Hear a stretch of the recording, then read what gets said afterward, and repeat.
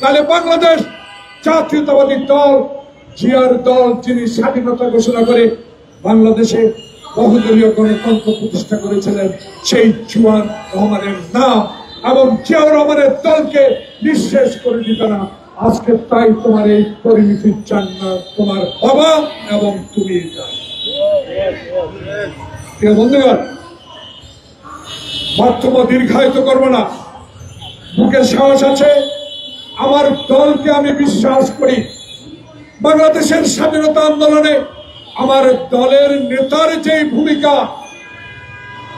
সেই ভূমিকাকে কটাক্ষ করে কথা বলেছিলেন শেখ হাসিনা। সেদিন পার্লামেন্টে যাওয়ার আমার সৌভাগ্য হয়েছিল। সেদিন আব্দুল হামিদ সাহেব স্পিকার ছিলেন। আমার সামনে আমার সেই নেত্রী, যেই নেত্রী বাংলাদেশে আপসী নেতৃত্ব লাভ করেছিলেন, তার সংগ্রামের কারণে, তার সততার কারণে সেদিন তাকে সামনে রেখে বলেছিলাম, আব্দুল হামিদ সাহেব কথা বলতে দেন, শুধু শেখ হাসিনার কথা শুনে বাংলাদেশকে ধ্বংস করে দিবেন না। কারণ শেখ হাসিনা সম্পূর্ণ আমাদের পার্শ্ববর্তী যারা বন্ধু বলে আমাদের ভাবে, সেই ভারতীয়দের নির্দেশেই বাংলাদেশে রাজনীতি করে। যেই ভারতে ৭১ সালে স্বাধীনতার পর প্রথম একজন মুক্তিযোদ্ধাকে জেলে নিয়েছিল মেজর জলিল, তার প্রতিবাদ ছিল আমার অস্ত্র এখানেই থাকবে, আমার গার্মেন্টস এর মেশিন এখানেই থাকবে, আমার সমস্ত কিছু তুমি লুট করে নিয়ে যাবা, এটা আমি হতে দিব না। সেদিন শেখ মুজিবুর রহমান সাহেব আপনার মেজর জলিলকে কারাবরণ করতে হয়েছে। এইসব কথা ইতিহাস, এই ইতিহাস কোনোদিনও খণ্ডিত হবে না। কারণ যে ইতিহাস এখনো বলে শেখ মুজিব আমার ডানে চোর বামে চোর, শুতে গেলেই চোর, ব্যাংক ডাকাতের ইতিহাস এদেশের মানুষ বলবে না। এদেশের মানুষ আপনার বাবার ১ মিনিটে গণতন্ত্র হত্যার কথাও ভুলবে না। তাই আজকে আপনার এই অবস্থা, ভারতে বসে আজকে আপনার জন্মদিনে আপনাকে বলতে হয় আপনারা করেন, আমি আছি। আছি মানে কি, বাংলাদেশে ছাত্র জনতার এই বিপ্লব একদিনে হয় নাই। ১৬ বছর ১০,০০০ মাইল দূরে থেকে আমাদের প্রিয় নেতা তারেক রহমান যে নির্দেশ দিয়ে সংগঠনকে শক্তিশালী করে রাজপথে আন্দোলন করে রক্ত ছড়েছে, আয়না ঘরেছিল, ডিবি অফিসে নির্যাতিত হয়েছে, হাঁটু পানিতে দাঁড়িয়ে রাত কাটিয়েছে, এক জেলা থেকে অন্য জেলা গিয়ে রিক্সা চালিয়ে জীবন ধারণ করেছে, মার মৃত্যুতে জানাজা পড়তে আসতে পারে নাই। সেই কর্মীর নেতা তারেক রহমানের নির্দেশে বাংলাদেশে ১৬ বছর আন্দোলন করে সে আন্দোলনের সমর্থনে জুলাই আগস্টের বিপ্লব, সেই বিপ্লবের তরুণ সমাজ আপনাদেরকে স্বাগত অবশ্যই জানাবো। অবশ্যই আপনাদের রাজনীতি ক্ষেত্রে এসে মানুষের সেবা করার অধিকার আপনার আছে, কিন্তু এই অধিকার আপনাকে আমরা দিতে চাই না। যারা আমরা ১৬ বছরে আয়না ঘরে, ১৬ বছরে রাস্তায় নিপীড়িত হয়েছি, তাদের বিরুদ্ধে কথা বলা মানে জনগণ থেকে আপনি বিচ্ছিন্ন হয়ে পড়া। তাই আপনারা রাজনীতি করুন, আমাদের কোনো আপত্তি নাই। কিন্তু আরেকটি প্রমাণ হবে, ডক্টর প্রফেসর মোহাম্মদ ইউনূস সাহেব আপনার সামনে অগ্নি পরীক্ষা, লন্ডনে বসে নেতার সাথে আলোচনা করে উত্তাপ কিছু প্রশমিত করেছেন। ফেব্রুয়ারিতে নির্বাচন হোক, সকলেই আমরা চাই। সেই নির্বাচনের ফাঁকে যদি আবার কোনো ষড়যন্ত্র নিহিত থাকে, আবার কোনো প্রেতাত্মারা যদি আপনার কানের কাছে গুনগুন করে ষড়যন্ত্র করে এই নির্বাচনকে বানচাল করার হীন প্রচেষ্টা করে, আমরা রুখে দিব, রুখে দাঁড়াবো।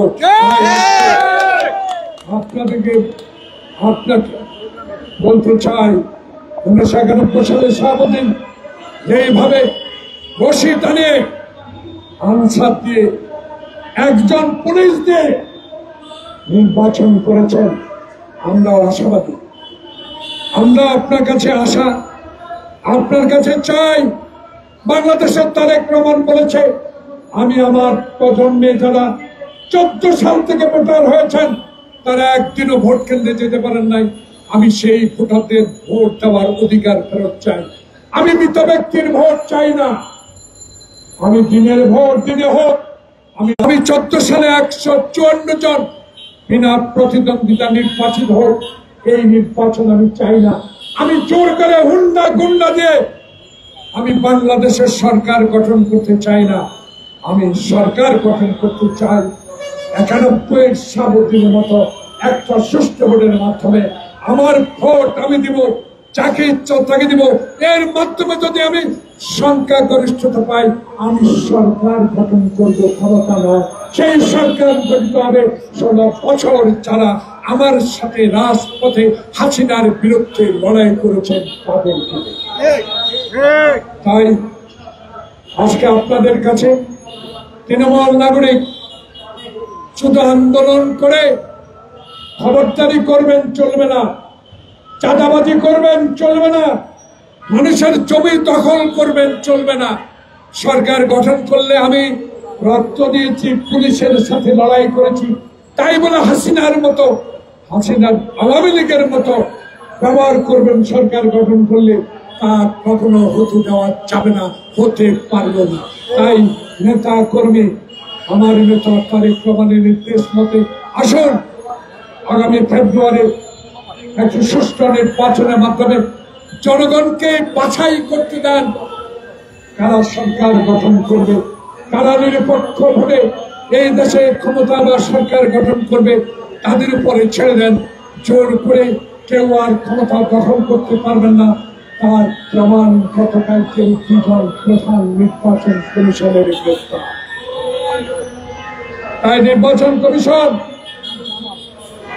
সাংবিধানিক প্রতিষ্ঠান, অতীতে হাসিনা কাজ করতে দেয় না, তার ফল কি?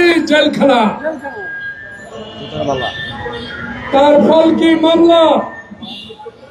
তাই আপনাকে উদ্দেশ্য করে বলতে চাই, এখন হাসিনা নাই, এরশাদ নাই, এখন হারুন বিপ্লব নাই, এখন বাংলাদেশে আছে ডক্টর প্রফেসর মোহাম্মদ ইউনূসের মতো একজন সজ্জন ব্যক্তি, যে ব্যক্তিদের অধীনে একটি নিরপেক্ষ নির্বাচন অনুষ্ঠিত হয়ে দেশে বিপ্লবের সাথে যে দল সহযোগিতা করে বিপ্লবকে সফল করেছে, সেই দলের এবং সেই সংগ্রামী দলগুলো নিয়ে আগামীতে একটি সুষ্ঠু নির্বাচন হবে। এনসিপির উদ্দেশ্যে আমি একটি কথা বলে আমার বক্তব্য শেষ করি।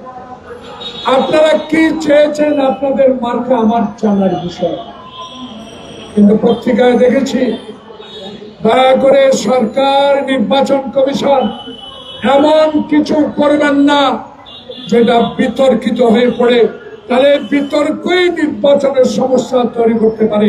সবাইকে ধন্যবাদ। আসসালামু আলাইকুম। আচ্ছা, এখানে নন এমপিও শিক্ষকদের এমপিও ভর্তির বিষয়ে আমরা আমাদের রিজভী সাহেব সমর্থন দিয়েছে। আমরা তৃণমূল নাগরিক পক্ষে অনতি বিলম্বে এদের সাথে সরকারের আলোচনা করা উচিত।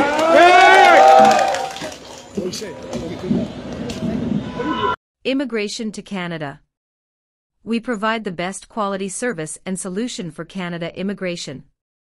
Please visit our website and contact for details.